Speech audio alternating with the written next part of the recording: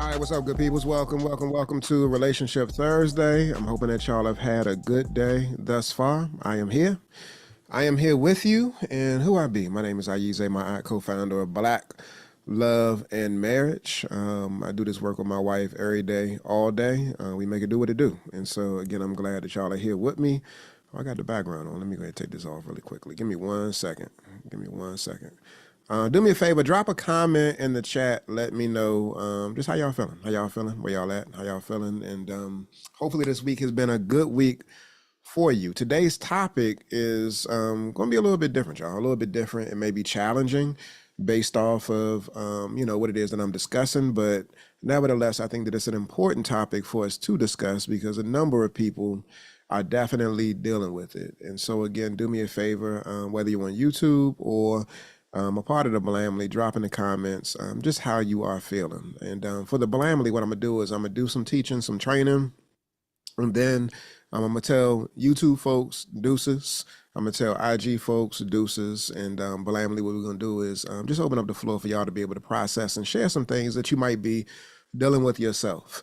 And so I feel like this is important because during this time of the year, there's this inclination for a lot of people to be jovial and to be excited, to be enthused, and really looking forward to the holidays. But what we know is that sometimes the happiness, sometimes the joy is masking what it is that we're actually feeling inside. And so today's topic, y'all, is holiday blues, 5 ways to navigate the sadness through the season. 5 ways to navigate sadness through the season. Again, this is something that a lot of people don't want to talk about, but I do feel like it's necessary for us to talk about it because folks be dealing with some rough stuff during this time of the year. And so do me a favor, drop a comment in the chat, just saying safe space. If it's a safe space, drop safe space in the chat. And, Blamley, like I said, what we're going to do is, after I finish speaking about this for a minute, I'm gonna give you all the opportunity to be able to just say what you got going on, share what you got going on, and if you're having a hard time, it would be definitely a safe space for you to be able to lift up just where you at, and the realness of what you're possibly contending with. And so, again, welcome everybody for making the decision to join me this evening. Again, welcome YouTube, welcome IG.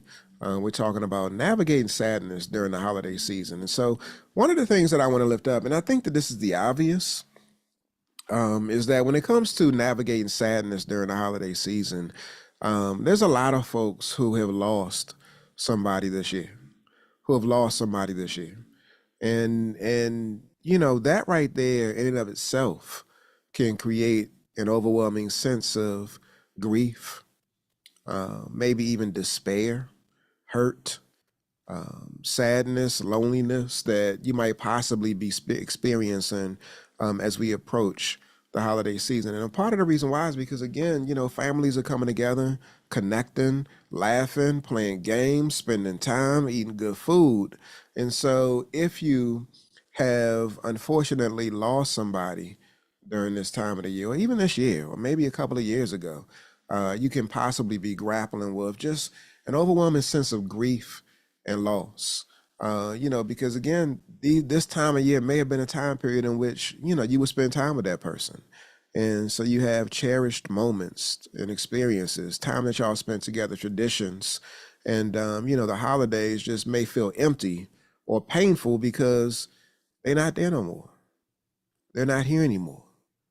And so this is a way in which, or a reason why some people may possibly be dealing with these feelings. And throughout the course of me speaking about this, I just want to normalize that if you are feeling this, it's okay. We already put safe space in the chat. It's okay if you're having these feelings. And so me even lifting these things up is to give voice and give volume to the feelings that some people are dealing with, but don't necessarily feel comfortable lifting up because this time period is about gratitude. It's about happiness. It's about joy. It's about coming together and being thankful and like I said, the good smells and the good food and sometimes people are suffering in silence when it comes to this.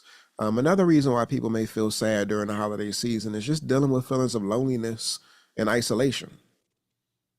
Loneliness and isolation. And so, depending upon where you live in this country or in this part of the world, You may be geographically separated from your family or friends. Or real talk, you might not even have a close knit family, or you might not even have a close knit community that you can actually celebrate with.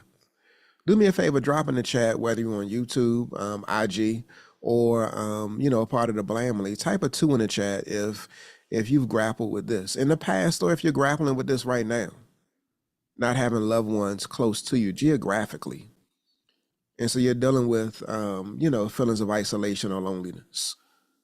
And during this season right here, what happens is that because there's an emphasis on togetherness, it can amplify your feelings of being alone. It's a very real thing.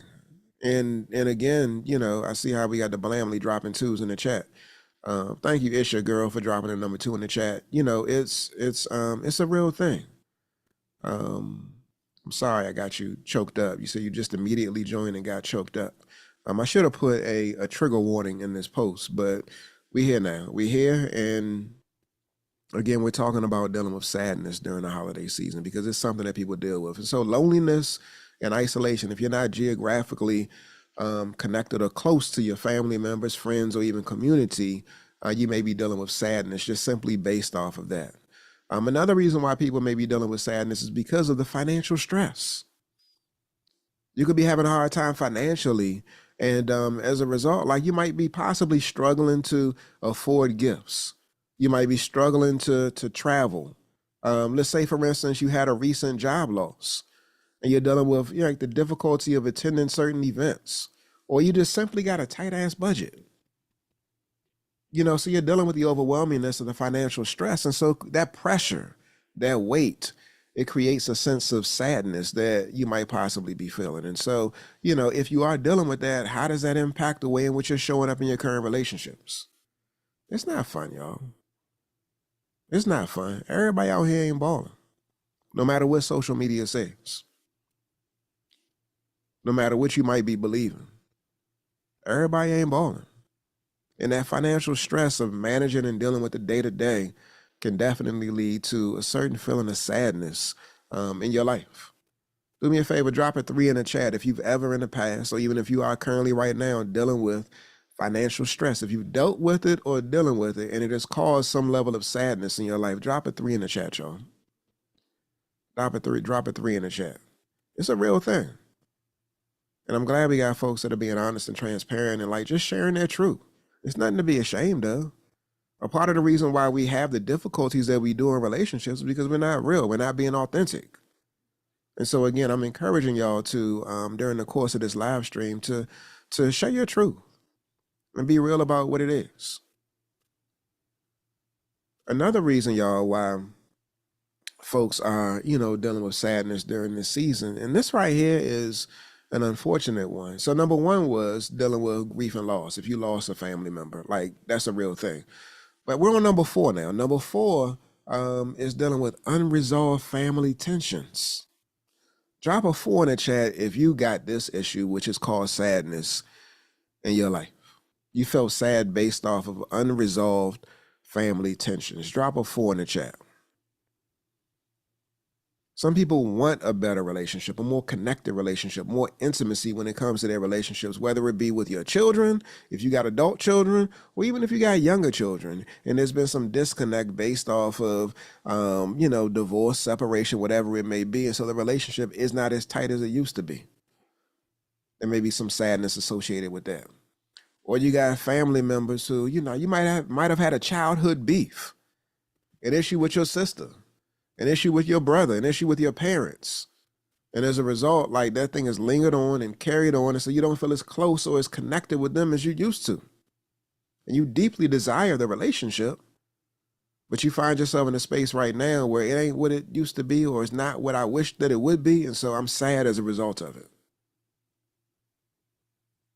This is a very real thing. Or your parents, your mother, your father, or whomever it is that raised you, they may have disapproved of some of the decisions that you made in your life.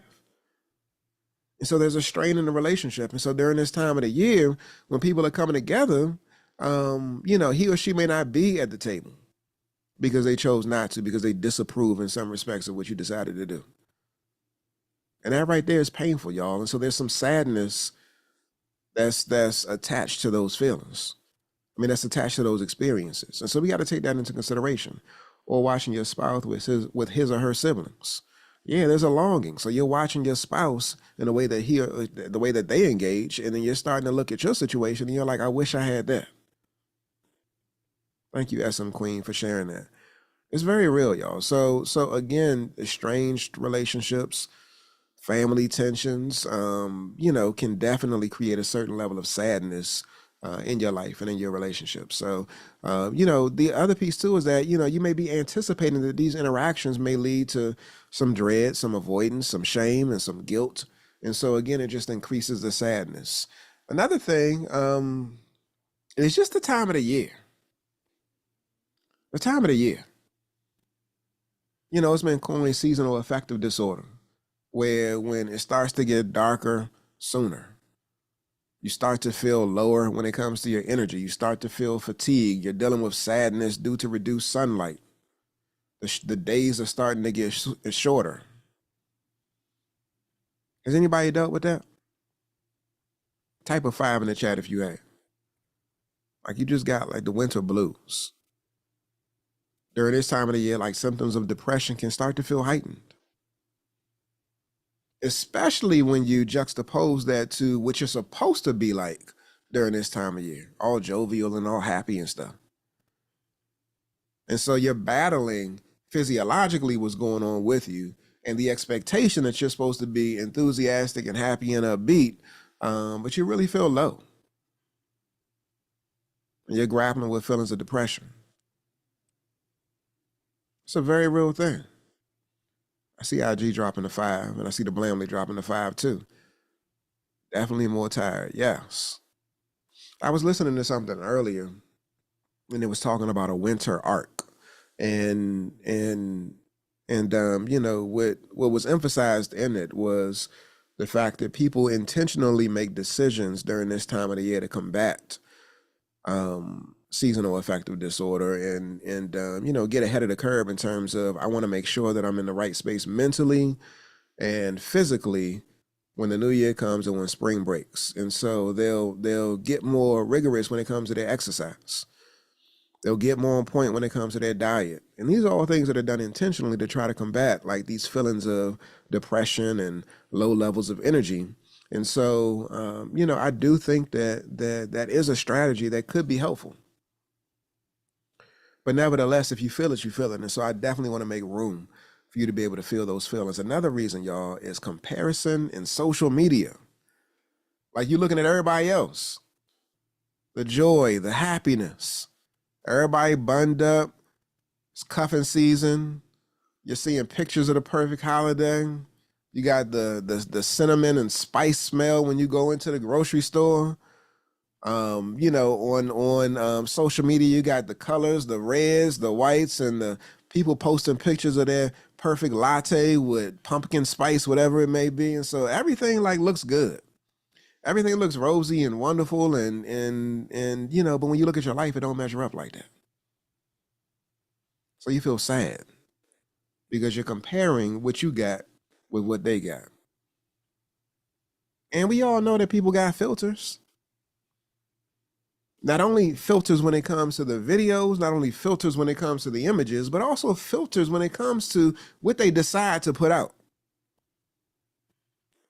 But we find ourselves comparing what other people are doing and saying that I'm not measuring up because they got X, Y, and Z. If you're guilty of this, type a 6 in the chat. Type a 6 in the chat if you're guilty of this. Comparing yourself during this time of the year. Some of y'all be getting so like focused on presents and tree size and tree decorations that, you feel like whatever tree you get is a Charlie Brown tree. It ain't gotta be like that. We comparing, which becomes an issue and can lead to a certain level of sadness. So we gotta stop that, fam. We gotta stop that. One other piece that I want to lift up is, end of the year reflection. So this right here is the time period of the year where we're starting to get quiet, getting still, and we're settling down, and we're doing some reflections and possibly some planning for the next year. And so, when you start to do some end of the year reflections, like we started this year, y'all, with possibly vision boards, goals, aspirations, and dreams. But then when it comes to the time period where you're doing these end of the year reflections, it becomes clear that the clock is ticking and it's running out. And so what you thought you was going to be able to do, you may not be able to do this year. So you start to feel disappointed about your unmet goals. You start to feel disappointed and maybe even frustrated when you're reflecting on the heaviness and the toughness of this year. It's a real, situation. And, it would behoove you to definitely examine, to assess like what steps you made that were appropriate and proper, and then look at what you could have done differently. But simply because this time period is a marker, and because it's a marker, because we're coming to the end of the year, it can definitely lead to a sense of sadness because there's this perceived lack of progress on unresolved challenges. We got things that are still lingering. And so if you've had an issue with this in your life, when it comes to at the end of the year, you start to feel sad because you feel like there's been things that have left undone. Type a 7 in the chat, y'all. Type a 7 in the chat.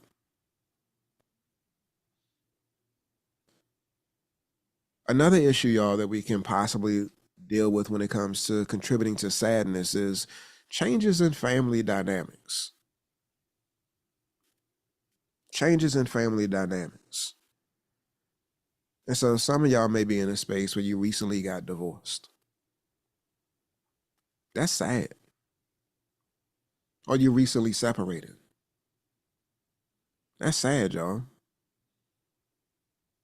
Or it's a situation where the children may have moved out of the house. You used to cooking for 4 people, but now you're cooking for 3.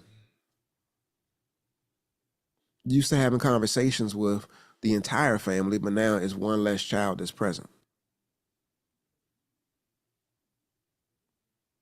Has anybody experienced that before? Or are you experiencing that right now? If so, type a 8 in the chat. Changes in family dynamics.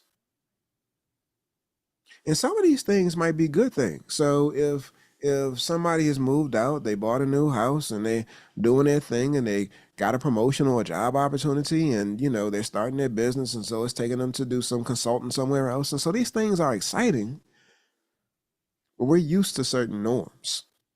We're used to our people being in their place. And when they're not, then it causes, some level of emotional unrest. You're not settled. And that can lead to definitely sadness. Another thing is challenges, y'all, health challenges. Health challenges, like you're not the same person that you used to be. You're not. So if you're dealing with chronic illness, disabilities, or mental health challenges that, they can definitely make the holidays more difficult. And so if these things are present, again, it's important to acknowledge them, and then also feel the feelings that you feel as a result of them. So you can possibly feel frustrated in addition to being sad based off of these experiences. If you have these mental health challenges or if you have chronic illness. And then in some situations, like you may not be able to participate in all of the things. So there's sadness based off of that. Like you got to hold fast and hold out. You can't do all of the things because you got limitations now that you didn't have before. It can definitely create some feelings of sadness. The last thing that I'll share in terms of, what can cause these feelings of sadness is just overwhelming expectations. It's just too much. It's too much. Trying to create the perfect holiday for your family and friends can lead you to feeling burnt out. And in some instances, it can lead you to feeling unappreciated. Type a 10 in the chat if you felt that before. Burnt out because you got the weight of all of these expectations. Are people coming over to your house? You got the cooking, you got the cleaning, you got the prepping, you got all of that. And it's a lot, fam. I ain't doing no cooking. But it's a lot for me thinking about what my wife is doing. I got other things that I got to do, and it's a lot. Just trying to make sure that everything is squared away. And so you have these overwhelming expectations that you got to contend with, and I'm seeing the tens come through, and so that right there can cause sadness too. That heaviness, y'all. You just feel weighed down. And as much as you might be looking forward to the experience, you might even be looking forward to the relief after it's done. You might be looking forward to the relief. And so, again, have your fun, have your happiness. But some people, again, just based off of these overwhelming expectations, feel sad because it's a lot. And then you also might feel like you've been burdened with the responsibility of doing all the things because won't nobody else do it. Won't nobody else do it. So again, give yourself grace, y'all. Give yourself grace. So I listed 10 ways or 10 reasons why people might feel sad during the holiday season. But let me give you 5 strategies to actually deal with these feelings. And so the first thing, y'all, is what's most important is that you acknowledge your feelings. This is the reason why I'm doing this, because again, this is something that we're not talking about. We don't give permission for people to be in this space of feeling sad during the holiday season. Again, this is a jovial time of year, man. You got cookies and cocoa and pumpkin spice lattes and smell goods and all of that type of stuff. And so it's a celebratory time of year for a lot of people. And then for other people, not only is it celebratory, but it's also sad. And so it's important that you acknowledge your feelings. A couple of action steps that you can take is to actually name your feelings, y'all. Name your feelings. Name your feelings. I feel sad because, I feel overwhelmed because, I feel stressed because, I feel anxious because. Name your feelings, fam. You could also journal your thoughts to release pent up feelings. You can do this daily. This right here gives you a place to put your feelings. You could place your emotions inside of your journal just to get them out, y'all. Because again, if you're walking around holding them in, then when they get pent up, you can explode. And also, too, just remind yourself that it's okay not to be okay. It's okay not to be okay. Give yourself permission to feel that and to know that it's okay not to be okay. The second thing you want to do, y'all, is set intentional boundaries. Set intentional boundaries. Overcommitting can amplify stress and sadness. Overcommitting can amplify stress and sadness. Overcommitting can amplify stress and sadness. Set your boundaries, fam. Set your boundaries. Say no to events and things that feel overwhelming. I ain't trying to get y'all in trouble, but I'm trying to get you to take care of yourself. Sometimes you just gotta say no. Say no to things that feel overwhelming. You also want to limit your exposure to triggering situations. This is under setting boundaries, y'all. These are actionable steps that you can take. Again, say no to events and traditions. You can also limit your exposure to triggering situations. Maybe certain family dynamics, maybe certain people. You can also minimize your engagement on social media. This is how you set your boundaries and protect your peace. You also want to replace people-pleasing behavior, y'all, with self-preserving choices. Prioritize taking care of you. Prioritize what's going to help you to maintain your peace. So get out of the people-pleasing. Let that go. Just let it go. And focus on self-preserving choices, decisions that you can make to make sure that you're prioritizing you.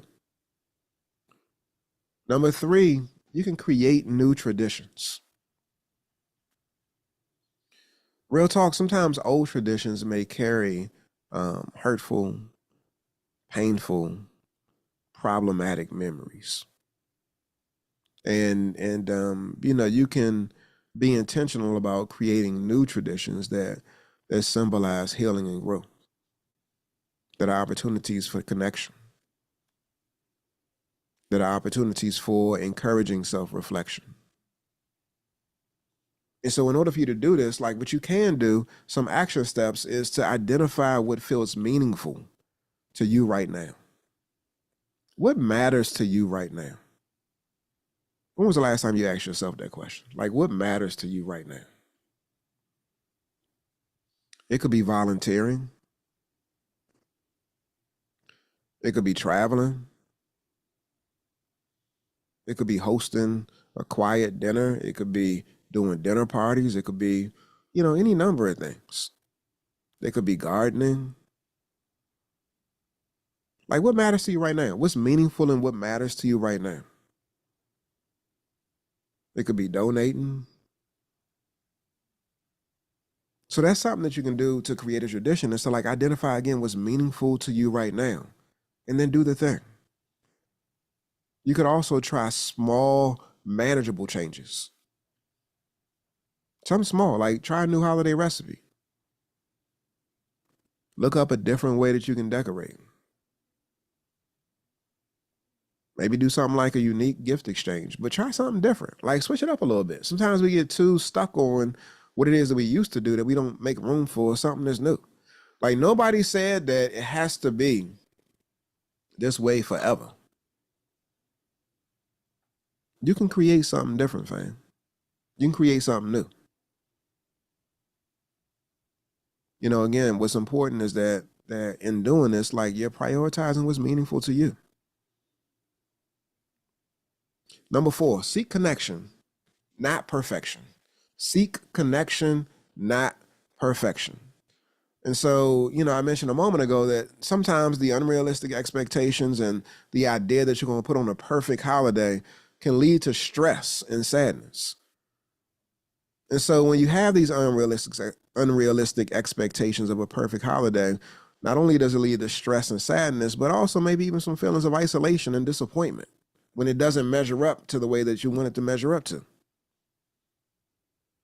And so what are some action steps that you can take to seek connection and not perfection?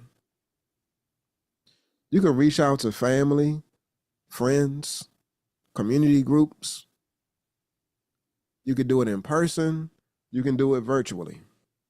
And you're doing this because, again, the connection is what's most important, not the perfection.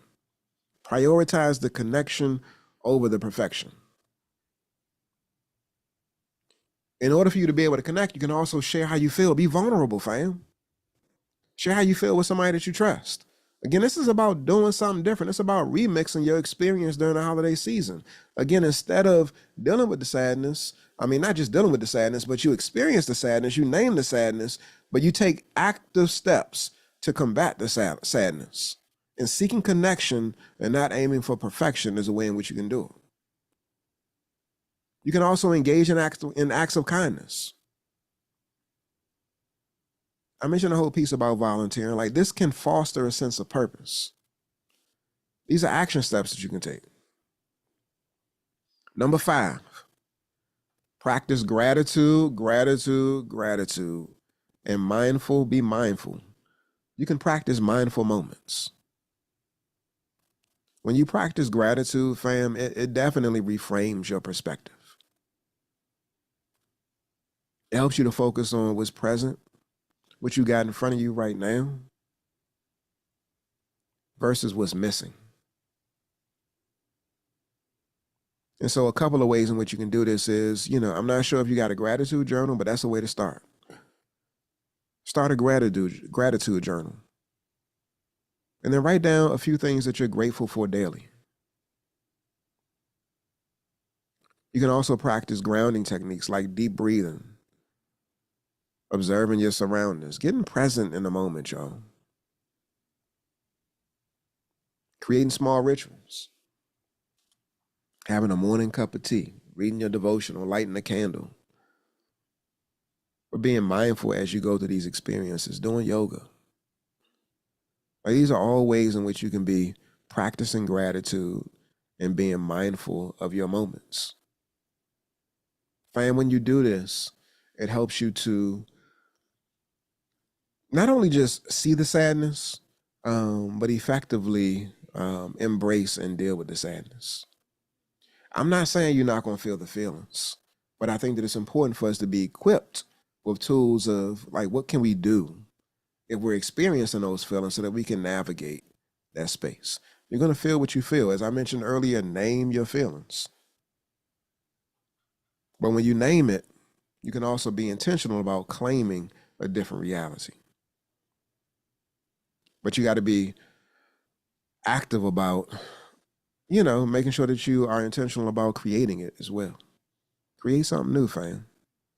Create something new. So again, the 5 strategies are to acknowledge your feelings, name your feelings, fam. Set intentional boundaries. No is not a bad word.